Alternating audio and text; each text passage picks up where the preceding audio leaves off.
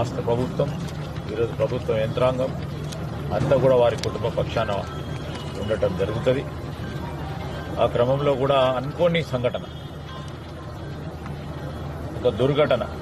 హంతకులతోని చంపబడ్డ మరి ఈ సోదరుడికి సంబంధించిన కుటుంబాన్ని ఆదుకోవాలి అని ముఖ్యమంత్రి గారు మరి వారి కుటుంబానికి 5 లక్షల రూపాయల ఎక్స్గ్రేషన్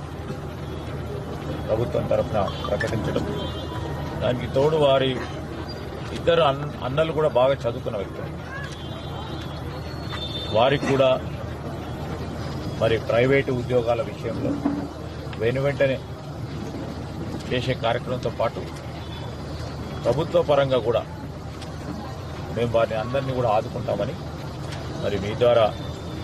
మరి వారి కుటుంబ సభ్యులకు కూడా తెలియజేస్తూ మరి ఆ చంద్రశేఖర్ గారి